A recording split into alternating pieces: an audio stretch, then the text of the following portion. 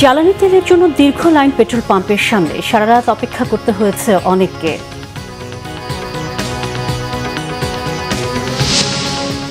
অনিয়মে এক চুলো ছাড় দেওয়া হবে না, জামায়াত আমিরের হুঁশিয়ারি। সংকট মোকাবিলায় সংসদে আলোচনা করে সিদ্ধান্ত নিতে সরকারের প্রতি আহ্বান। দেখছিলেন ক্রাউন সিমেন্ট সংবাদ শিরোনাম, এবারে বিস্তারিত। জ্বালানি তেল নিয়ে মহাসংকটে বিভিন্ন ধরনের যানবাহনের মালিক চালকরা দীর্ঘ লাইনে অপেক্ষা করতে হচ্ছে ঘণ্টার পর ঘণ্টা। অপেক্ষার পাশাপাশি তীব্র গরম জ্বালানি নিতে আসা গ্রাহকদের ক্লান্তি বাড়াচ্ছে দ্বিগুণ। ইরানের সাথে ইসরায়েল ও যুক্তরাষ্ট্রের মধ্যকার যুদ্ধের প্রভাবে জ্বালানি তেল সরবরাহ বিঘ্নিত হচ্ছে বিশ্বজুড়ে। প্রায় 2 মাস ধরে জ্বালানির সংকট বাংলাদেশেও। জ্বালানি তেল পেতে তাই প্রতিদিন ভোগান্তির মুখোমুখি হতে হচ্ছে মানুষকে। তবে অপেক্ষার পর জ্বালানি পাচ্ছে সবাই। যাদের ফুয়েল পাস আছে তারা পাচ্ছেন 10 লিটার, আর সাধারণ গ্রাহকরা পাচ্ছেন পাম্প ভেদে 5 থেকে 7 লিটার ফুয়েল। পাম্পে পর্যাপ্ত জ্বালানি রয়েছে বলে জানান পাম্প সংশ্লিষ্টরা। জ্বালানি তেলের সংকট 3 দিন বেড়েই চলেছে। তেল সংগ্রহে ঘণ্টার পর ঘণ্টা অপেক্ষা করতে হচ্ছে গাড়ির চালক ও মালিকদের। সারা রাত নির্ঘুম কাটতে হচ্ছে তাদের। দর্শক, রাজধানী জ্বালানি তেলের সংকটের সংবাদ সংগ্রহ করছেন সহকর্মী নাবিল জাহাঙ্গীর। সরাসরি চলে যাচ্ছি তার কাছে। নাবিল, জ্বালানি তেল নিতে আসা সাধারণ গ্রাহকদের দুর্ভোগের বিষয়ে এবং ভুক্তভোগীরা কি বলছেন জানাবেন আমাদের। সোনিয়া, এই মুহূর্তে আমরা রাজধানীর পরিবাগের যে মেঘনা ফিলিং স্টেশন সেখানে রয়েছে, এবং এখানেও যে তেল সংগ্রহের যে লাইন সেটি কিন্তু প্রায় 2 থেকে 3 কিলোমিটার দীর্ঘ লম্বা লাইন এখানে সৃষ্টি হয়েছে। এবং যারা চালক রয়েছেন তাদের সাথে আমরা কথা বলেছি, অনেকেরই কিন্তু 2 থেকে আড়াই ঘন্টা লাইনে দাঁড়িয়ে তাদেরকে তেল নিতে হচ্ছেন। এবং যারা চাকরিজীবী রয়েছেন তাদের অনেকেই, যেহেতু আজকে শুক্রবার এই ছুটির দিনে এখানে এসেছেন, তারা তেল সংগ্রহ করছেন। এবং আমরা তাদের সাথে কথা বলেছি, তারা যেটা আসলে বলছেন যে এভাবে তেল সংগ্রহ করা, বিশেষ করে এখন গরমের সময় এই রোদে দাঁড়িয়ে লাইন দেওয়া কিংবা একদম ভোর থেকে এসে লাইন দেওয়া, এই বিষয়গুলো আসলে তাদের জন্য চ্যালেঞ্জিং হয়ে উঠছে। সেই ক্ষেত্রে তারা কিন্তু বারবার বলছেন যে এই বিষয়টাকে যদি একটি সিস্টেমের মধ্যে যখন নিয়ে আসা যায়, যদি সিস্টেমের মধ্যে চলে আসে, সেক্ষেত্রে হয়তোবা এই যে দুর্ভোগ সেটি আরও লাঘব হতে পারে। এবং যারা আসলে জরুরি সার্ভিসের সাথে যুক্ত রয়েছেন, যেমন যারা ডাক্তাররা রয়েছেন, যারা পুলিশ প্রশাসনের যারা চাকরি করেন, এই ধরনের যারা ফ্রন্টলাইনে রয়েছেন, তারাও কিন্তু বলছেন যে এইভাবে আসলে এত লম্বা লাইনে দাঁড়িয়ে তেল সংগ্রহ করা বিষয়টি তাদের জন্য আরও বেশি চ্যালেঞ্জিং হয়ে যাচ্ছে। বিশেষ করে অনেক মহিলা বাইকারও রয়েছেন যাদেরকে আসলে লাইনে দাঁড়াতে হচ্ছে। তো সব মিলিয়ে এখনকার যে সিচুয়েশন, এই সিচুয়েশনে যারা চালকরা রয়েছেন তাদের যে আসলে দাবিটি উঠে আসছে যে একটি শৃঙ্খলার মধ্যে, একটি সিস্টেমের মধ্যে যদি বিষয়টিকে নিয়ে আসা যায়, তাহলে হয়তো এই যে দুর্ভোগ সেটি কিছুটা লাঘব হবে বলেই তারা মনে করছেন। সোনিয়া। নাবিল, ধন্যবাদ আপনাকে। দর্শক, রাজধানীর পরিবাগের মেঘনা ফিলিং স্টেশন থেকে আমাদের সাথে ছিলেন সহকর্মী নাবিল জাহাঙ্গীর। কোনো অনিয়মে এক চুলো ছাড় দেওয়া হবে না বলে হুঁশিয়ারি দিয়েছেন বিরোধী দলীয় নেতা ও জামায়াতে ইসলামী আমির ডাক্তার শফিকুর রহমান। সকালে মগবাজারে দলের কেন্দ্রীয় কার্যালয়ে জামায়াতে ইসলামীর জেলা ও মহানগরী আমির সম্মেলনের সূচনা বক্তব্যে একথা বলেন তিনি। ত্রয়োদশ জাতীয় নির্বাচনে জনগণের আকাঙ্ক্ষার মৃত্যু ঘটেছে উল্লেখ করে তিনি আরও বলেন, গণভোটের রায় সহ জনগণের সকল দাবি আদায় করে নেওয়া হবে। সরকারি দল ইচ্ছেমতো সংবিধান সংশোধন করে পুরনো ফ্যাসিবাদী কায়দায় দেশ চালাতে চাচ্ছে বলেও অভিযোগ করেন বিরোধী দলীয় নেতা। বলেন, সংসদে বিরোধী দলের কণ্ঠরোধ করায় 11 দল ঐক্যবদ্ধভাবে রাজপথে নামতে বাধ্য হচ্ছে।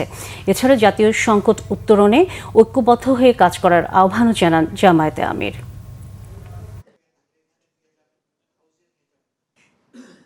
এর মাধ্যমে এটা প্রমাণিত হয়ে গেল যে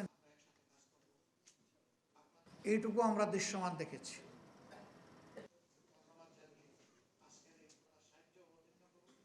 জনগণের অধিকার হরণ করার যত কাজ আছে সব জায়গায় বাধার দেয়াল হয়ে দাঁড়াবো ইনশাআল্লাহ। এক চুল পরিমাণ ছাড় দেব না এই জায়গায়। প্রিয় দেশবাসী, আমরাও আপনাদের অংশ।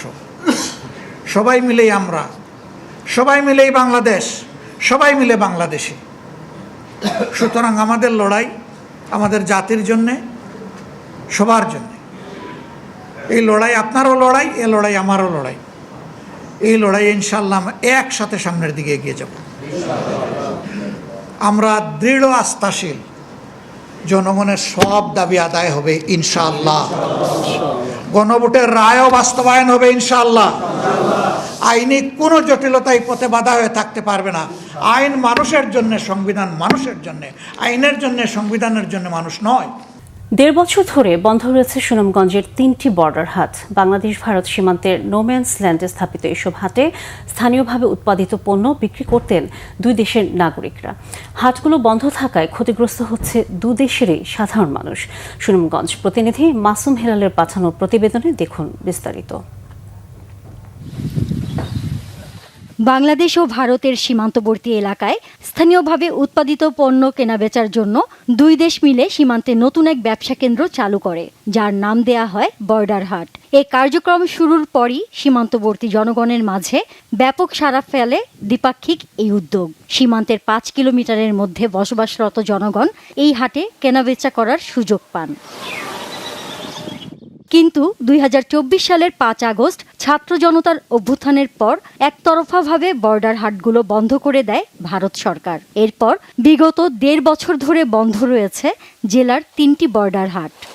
রোজগার নাই, রুজি নাই, দোকান পাট দিয়ে রুজি করতেছি, বালা চলতেছি, অন্ত হে চলা নাই। আজকে গত 1.5 বছর ধরে বদ্ধ। মনে করেন এই এলাকার মানুষের সবজি টবজি নিয়ে কিছু মনে করেন সস্তা দামে বিক্রি করার লাগে বাজারও, আর এই বাজারটার মধ্যে বেচলে মনে করেন মোটামুটি আমরা একটা লাভ হয়েছি। তো অন্য অন্য ক্ষেত্রে খামারে কাজ করছি, এখন বড় হাট যখন হয়ে গেছে তো বিষয় আমরা একটা ব্যবসা বাণিজ্য একটা যোগিতা দিছি। তো যুগ হতে আমরা একটা বেশ ভালো সুন্দর একটা আমরা পরিবার নিয়ে আমরা ভালো সুন্দরভাবে আমরা চলতে পারছি। তো এখন বড় হাট যখন বন্ধ হয়ে গেছে তো এখন আমরা একটা খুব একটা অনেকটা অসুস্থর মতন, একটা বেমারি মানুষের মতন হয়ে গেছে। বাজার খুললে তো আমরা লাগে ভালো হতো, সবার জন্যই ভালো, খালি আমরার জন্য নেব না। ওখানে কি কইরা চলুম, আমরা গরিব মানুষ, বর্ডার হাট না খুললে আমরা চলাটা বড় কঠিন। এদিকে হাটগুলো চালুর ব্যাপারে এখনো বাণিজ্য মন্ত্রণালয় থেকে কোনো ধরনের নির্দেশনা দেয়া হয়নি বলে জানান জেলা প্রশাসক। একপাক্ষিকভাবে কোনো ধরনের নোটিশ না দিয়ে বন্ধ করে দিয়েছে, এখনও সেই অবস্থায় আছে। আর আমাদের সরকারের তরফ থেকে এই হাটগুলা খোলার ব্যাপারে আমাদের কোনো সুস্পষ্ট নির্দেশনা দেওয়া হয় নাই। যদি সরকার আমাদের বলে, যদি নির্দেশনা দেয়, তাহলে পরে আমরা সরকারের নির্দেশনা অনুযায়ী কাজ করতে পারি। জেলার সদর উপজেলার ডলুরা, দোয়ারা বাজারের বাগানবাড়ি ও তাহিরপুরের লাওয়েরগড় এলাকার বর্ডার হাট শিগগিরই চালুর দাবি সংশ্লিষ্টদের। Bangla vision news desk. দর্শক, এই ছিল এখনকার মতো। পরের সংবাদ দুপুর 2টায়। এর আগে একটাই রয়েছে নিউজ টপ 10, দেখার আমন্ত্রণ রইল।